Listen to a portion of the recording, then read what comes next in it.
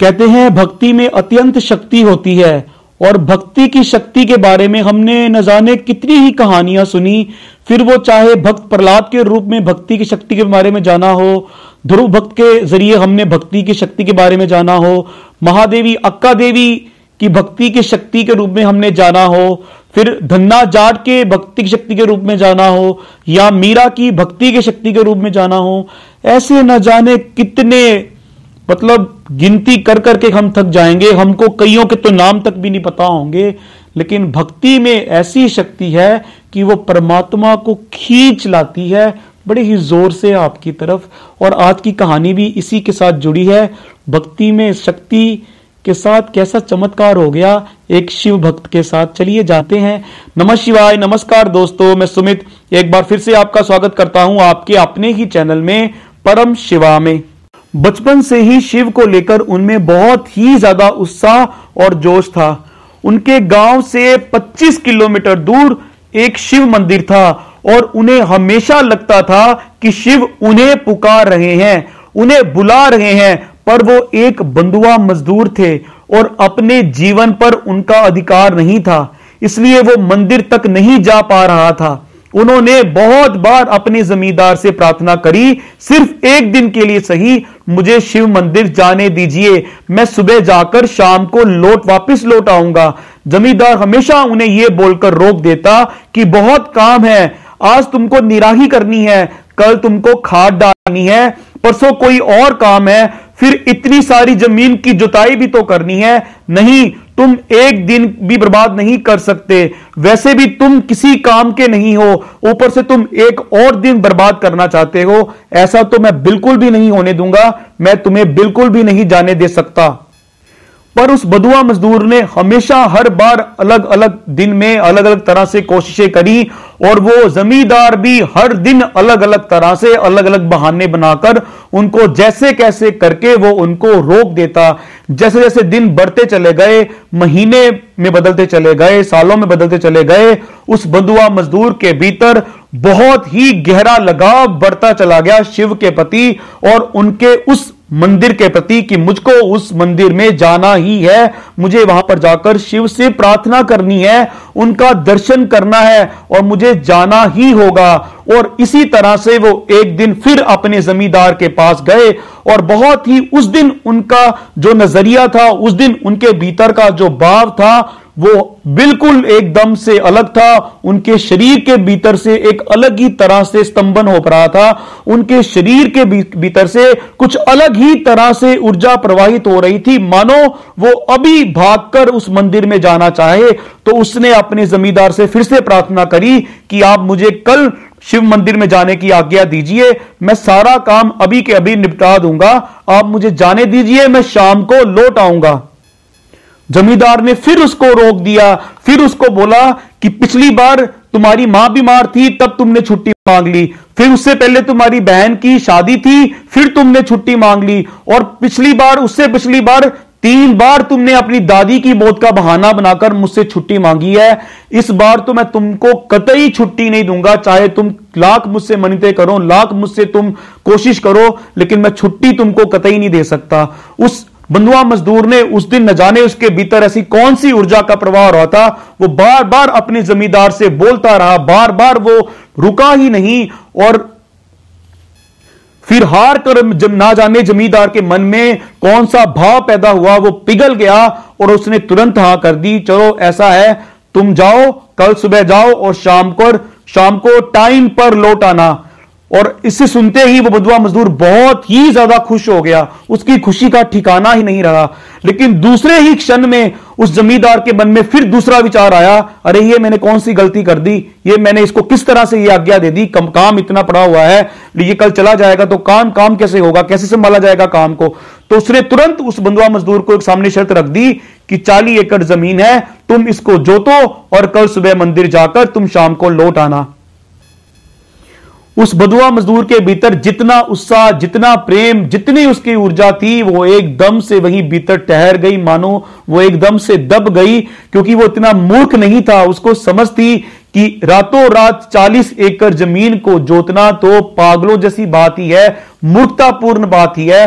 तो वो चुपचाप शांति से निराश होकर अपने घर में चला गया, वहां पे वो लेट गया बड़ी निराशा के साथ। लेकिन भीतर ही भीतर उसके में ये विचार चलता रहा, चाहे कुछ भी हो मुझे जाना ही है शिव मंदिर, कल तो मैं जाऊंगा ही जाऊंगा, फिर नतीजा चाहे कुछ भी हो जाए। सुबह जैसे ही वो उठा तो बाहर हाहाकार मचा हुआ था, हंगामा मचा हुआ था।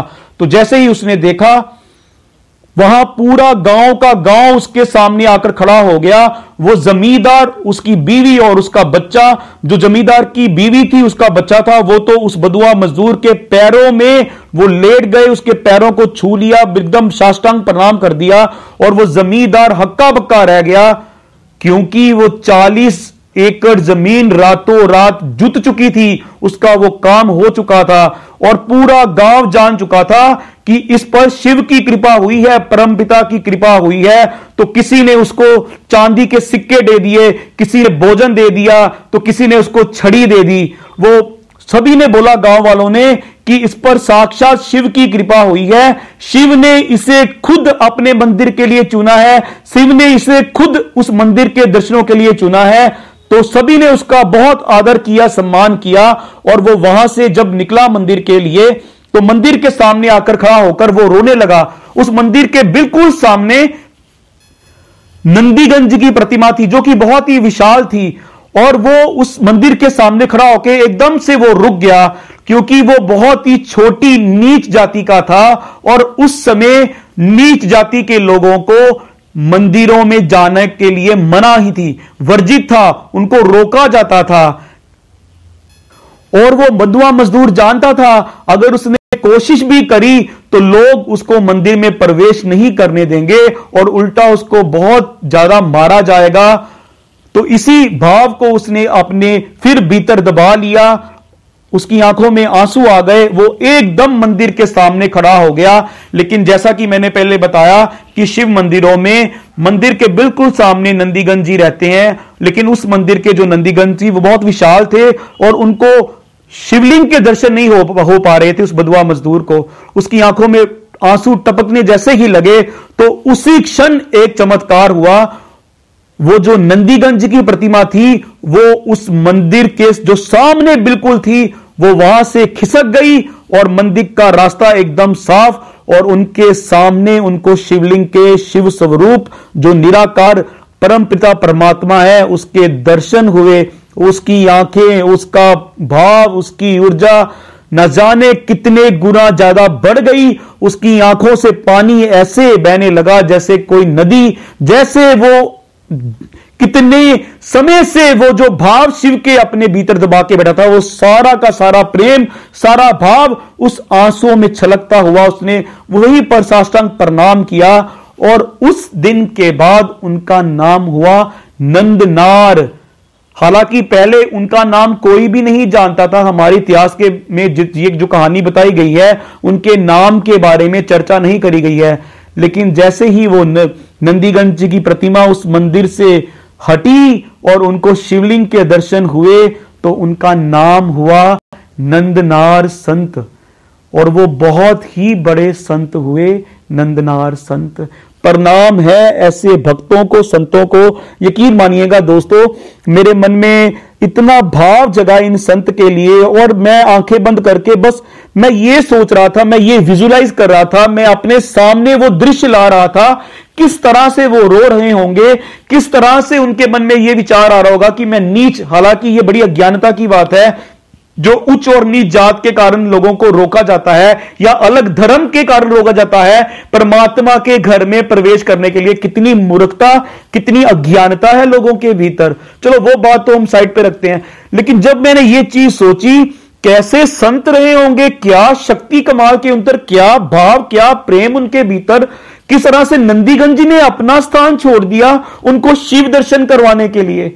आप यकीन मानिए, मैं जब भी ये मेरे जहन में जब कहानी मेरे ये घूमती है, मेरी आंखों में पानी आ जाता है, इन कहते हुए भी पानी आ रहा है कि क्या कृपा है उस शिव की, क्या कृपा है उसके भक्तों के ऊपर उसकी, कि एक नंदीगंज जी भी, एक जो लोगों की नजरों में एक पत्थर की मूर्ति है, वो भी खिसक जाती है एक भक्त की भक्ति से। कमाल की भक्ति में शक्ति होती है।